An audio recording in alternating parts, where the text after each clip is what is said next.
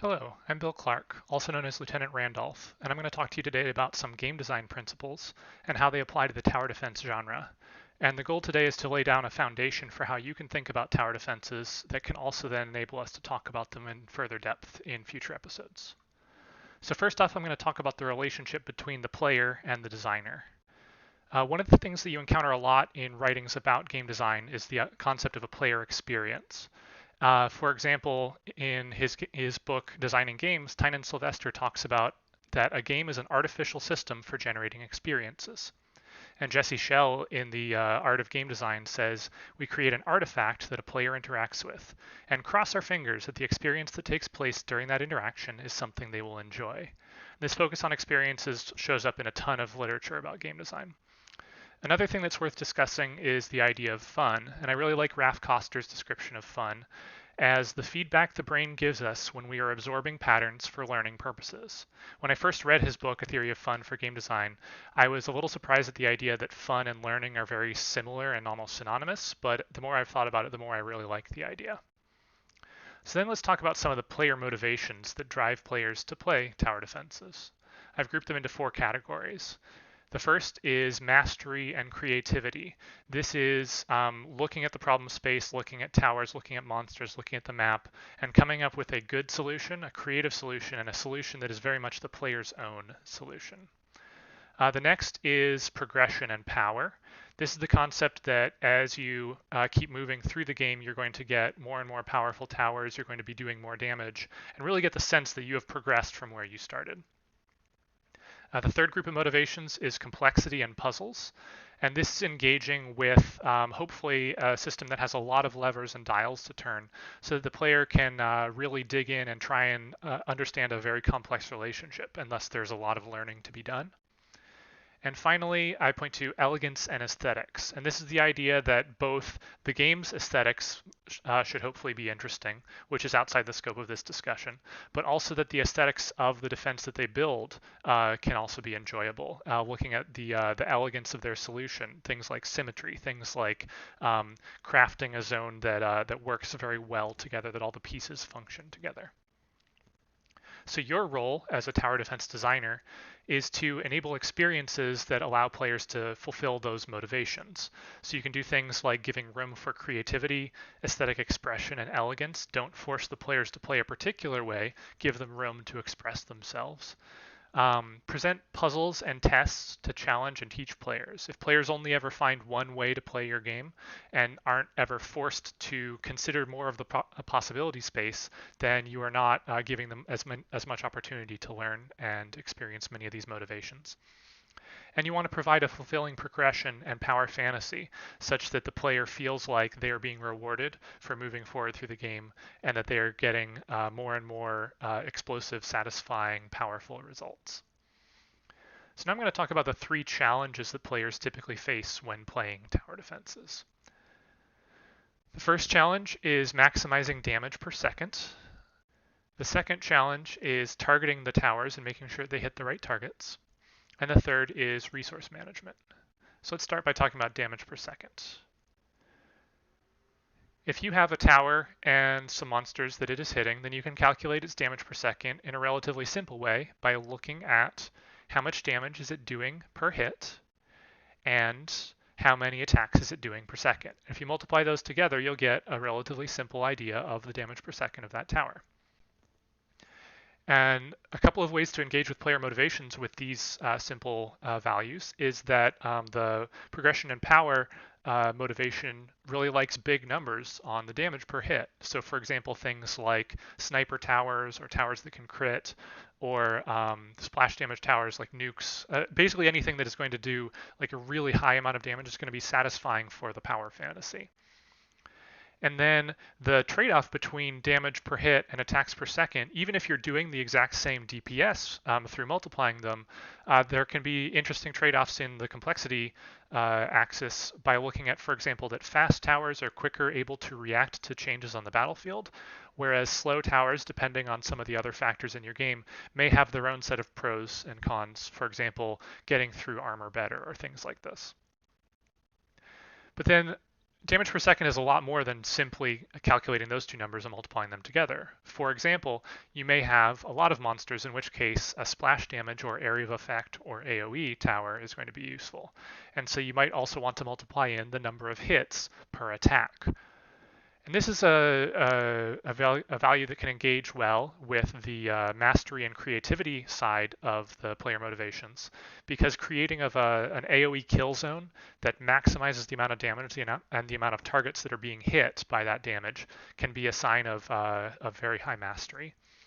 And also you get to engage with the elegant and aesthetic motivations, because looking at the map, analyzing its shape, and trying to figure out where you can put your AoE in order to maximize it is a really neat way to engage the sort of spatial 2D or 3D logic with the aesthetic experience of looking at the map. And so it's a way to marry together the aesthetics and the problem solving. An additional value to look at, if you've got damage coming at a monster, there may be some resistance of some sort, and so therefore you can multiply by the percentage of the damage that's actually going to make it through that damage reduction. Damage reduction is in particular a good way to engage with the complexity and puzzle solving nature, because oftentimes you will have a variety of different resistances. You might have armor, you might have elemental resistances, you might have monsters that disappear briefly and become invulnerable after they are hit, thus providing a bunch of different types of problems to be solved simultaneously, and increasing room for the complexity and problem solving to take place. And finally, this is probably my favorite aspect of damage per second, and that is the idea that as this monster moves, the tower is not going to be shooting all of the time. It's only going to be shooting when the monster is in range, and thus we need to consider the tower's uptime. It may be switching targets, but if there is not a target in range at any moment in time, that is wasted time as far as the damage per second is concerned. And so therefore, figuring out how to maximize uptime is an additional aspect of damage per second. And this is in particular present in Mastery, because figuring out ways to make sure that towers always have targets to hit is an important part of maximizing your tower defense. And also, as with AoE, this is a way that the aesthetic and elegance of looking at the map, looking at the shapes, can combine with Mastery in order to make sure that you're maximizing your uptime. So now I'm going to talk about the second challenge that players engage in when playing tower defenses, and that is targeting. So maximizing your DPS number isn't always sufficient for making your defense effective. And so targeting is the idea of deciding which towers shoot at which targets at what time. And there are a bunch of different reasons why you might want to target a specific monster with a specific tower. For example, it could be that a monster is high risk. Maybe bosses do 10 times as much damage to your base as normal monsters, in which case they are more important to kill than a normal monster. Or there may be sappers or other types of interference that are going to interfere with or even destroy your defenses, in which case those are high risk if you don't kill them. There may be low target availability, which is to say your towers may only have a limited window of time in which they can attack a target. So for example, stealth units, flying units, or units that go on a shorter path. Thus it's more important to kill those quickly while you have the opportunity before that opportunity slips away. There may be high value targets. This is relatively uncommon, but things like treasure goblins, where basically if you kill this monster, you're going to get a boost to income or potentially to like a buff of some sort to the tower that kills it. It may be that a target is susceptible to specific towers. So for example, if there is a high armor target and you have armor breaking towers, then you want to make sure that your armor breaking towers are shooting at that high armor target in order to break down the armor. And finally, you may want to avoid wasting your DPS. So for example, if you use a sniper tower with high single target damage on a swarm of weak enemies, then you may be wasting 90-95% of the tower's damage because it's overkilling each weak enemy. Whereas if you are using an AoE tower and having it hit only one strong enemy, it is missing out on the opportunity to be hitting lots of targets. And so therefore you want to have your towers be appropriately targeting the correct level and quantity of enemies in order to maximize their DPS and not waste opportunities.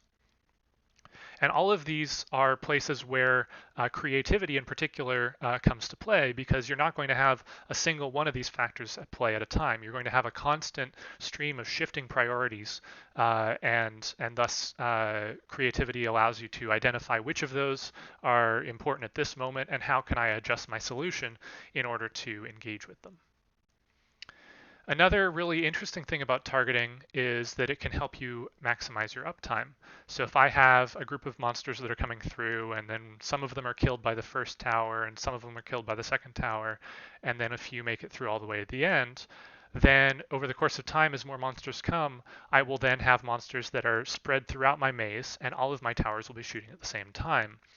And thus, that's going to maximize my DPS by raising the amount of time that each of my towers is up. And thus, it's an important aspect of mastery to carefully leak monsters through the maze such that all of your towers are able to engage and thus maximize their DPS. And exactly how you do this and exactly how you evaluate the risk of leaking monsters through the front of your tower is, as I said, like an important mastery point to getting great at the genre. So what are the tools that players actually have available to target? Because they aren't actually targeting each individual attack. So one of them is that they have the ability to place their towers early, mid, late within the path of monsters. So for example, you might put your AoE up at the front in order to deal with the swarms before they get to heavier hitting towers at the back. You may put armor shredding up at the front in order to deal with armor at the beginning. And you may put some sort of like cleanup or last ditch or even like charging tower towards the back of your defenses so it can deal with whatever leaks through at the end with maximum lethality. You can do things like putting slowing towers at choke points in order to try and group together monsters and make sure that your AoE is hitting as many as possible. And one of the really fun things is that you can also build towers reactively. You can identify, oh shoot, things are leaking through. Maybe there's some flying units that I didn't take into account when I built my defense. So I'm going to build an anti-aircraft tower further back in the base reactively in order to quickly kill them before they arrive. And then some games have additional options for players to be able to engage with targeting. So for example, things like mazing and using your towers or your walls to direct the path that the monsters go on. Some games have manual targeting, where you can click on a unit in order to focus all of your tower's attacks on it. I would say be very careful with this as a mechanic because it's very fiddly, and in particular in a crowded battle, if players are expected to be manually targeting a lot, it can get very high cognitive drain and make it difficult for players to engage with the rest of the game. So be careful with this one, but it does have a place. And this one's pretty uncommon, but I've seen it occasionally. Gemcraft, for example, does this, where you can have per tower targeting strategies. So in Gemcraft, there's 8 different strategies that you can use, things like lowest hit points or highest armor or special in some way, highest damage to the base, things like this. And basically, you can decide for each tower what's going to be the most effective way for that to act. As I said, this is uncommon, and in particular, you're adding a ton of complexity if this is something that's in your game, but it can be really satisfying for players that want to engage with that level of complexity. So now I'm going to talk about the third and final challenge that players engage with, which is resource management. So resource management, I like to present the core game loop of tower defenses in order to illustrate resource management. So you oftentimes start off with looking at the map and planning out the defense that you expect to build. And this allows you to engage with the elegant and aesthetic aspects by looking at the map, identifying shapes, identifying the geometry, and attempting to map your sense of what your tower shapes are onto the map's shapes. And then also this is a place for puzzle solving and engaging with the complexity, because hopefully the map is giving you a puzzle that is interesting to solve. Then the first thing to do at that point is identify which step of your plan you're going to then implement. You've probably identified a handful of different places you want to build towers, but you can't afford them all, and therefore you're going to build one of them first. And that is a place where mastery and creativity both come into play. Mastery to identify which parts of your defense are going to be most important to get down first, and then creativity because it may not actually be obvious which ones are useful. So for example, if I have a complex series of towers that I'm going to build into a maze, but I can only build 2 of them, I might actually build 2 that are kind of at weird separate, disparate places from each other, but they happen to be on the path that the monsters are going to take before I've built my maze, and so those are the most important ones to build. And so that's a place where creativity can definitely come into play. Then at the beginning of the game, there's not as much of this because you have resources to spend, but basically you'll observe your defense until you have the resources available to then purchase whatever that next step was. And when you do that purchase, that's when the progression and power fantasy come into play because you're making your defense better and you're making it more powerful, you're making it feel different than it was before, and you're rewarding yourself for having made it through and killed this many monsters so far. Once you're done with that purchase, it's then important to go on and identify the next step. And so that circle of identifying the next step, observing until you can afford it, and then purchasing it is what I would identify as the core game loop that you do through most of the time playing a tower defense. And the observe space is where I would identify that most of the resource management is taking place. Because here you're looking at things like your current resources. What can you afford? You're looking at the income, how quickly you're getting more resources, and thus how quickly you will be able to afford the thing that you want to buy. And you're also evaluating your current defense's effectiveness to figure out whether it's actually doing its job while you wait for the resources that you would like to spend. And so some of the ways that the observe phase can involve changes and involve the resource management taking effect is maybe you're going to reorder the order that you're doing things based upon those observations. You might decide that your defenses can wait and you can save up for a more expensive next step, or you may decide, actually, I can't afford to wait, I need to do this other thing instead, and you rearrange the order you do things. Or potentially you may identify that you have a flaw that goes back even further, and you may need to rethink your entire plan for your defenses.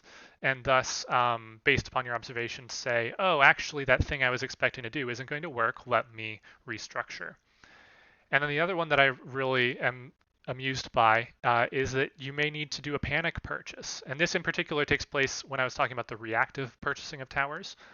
If you're observing that your defense is failing in some way in a really short period of time, you might not have time to plan out exactly what you're going to do and just quickly throw down something, purchase something to stop the gap. And that's not actually a bad thing if players do that sometimes. It can be a little frustrating for players, so you don't want to have this be a constant thing. But having sort of the mix of slow, methodical, planned out defenses and occasionally throwing in a panic purchase, I think is a very interesting aspect of the genre. And so one of the things that's important when you're setting up choices for players to be able to make is going to take place in the identify next step phase. And so oftentimes you're going to present players with a set of different choices. So they may be able to invest in increasing their income in a way that has little or maybe even no effect on the current effectiveness of their defense, in which case that would be an investment in the future and saying, I'm good now, I'm going to make sure I make more money in the future. Or they may have cheap, small upgrades that are going to provide incremental improvements to their defenses and help them right now as quickly as possible. And you can contrast those against expensive, powerful upgrades. And it's worth noting, although this is a subject that I could do an entire talk about, but the relationship mathematically between cheap, small upgrades and expensive, powerful upgrades is important to tune. Because if you can buy 10 cheap upgrades for the cost of one expensive upgrade, and the expensive upgrade is only as good as 5 of the cheap upgrades, then there's never a reason to save up your money. And so you need to adjust the delicate balance between making it sometimes good to do a cheap small upgrade now, and sometimes good to save up for an expensive one. Like I said, there's a lot of depth there, and hopefully I'll have the opportunity to dig into that more in a future video. So I'm just going to summarize a little bit of what I talked about today. So I presented some player motivations for players of tower defenses. They include mastery and creativity, progression and power, complexity and puzzles, and elegance and aesthetics. And as a designer, I would encourage you to find ways to engage with as many of these motivations as you can, and think about whether a player who's looking for, say, a power fantasy is able to engage with that in your game. And then I also talked about the 3 challenges that players of tower defenses face. Those are maximizing their damage per second, choosing the correct targets for their towers, and engaging in resource management and decision making about how to spend their resources. The final thing I'd like to do is present you with a challenge. Again, from Tynan Sylvester in his book Designing Games, he says, good game decisions, including good puzzles, are always based around non-obvious uses of mechanics that work in obvious ways. So you can strive in your design of your tower defenses to make all of your mechanics obvious, make it clear to players what they do, but give players the room to experiment, be creative, and find non-obvious solutions to the problems that you present. If you look down in the description of this video, I'm going to have links to the Discord for my game development, my website, as well as a Reddit thread that you can discuss this video with me. I'd love to hear your thoughts, and I'd love to get suggestions about more things you'd like to hear about the design of tower defenses. Thank you.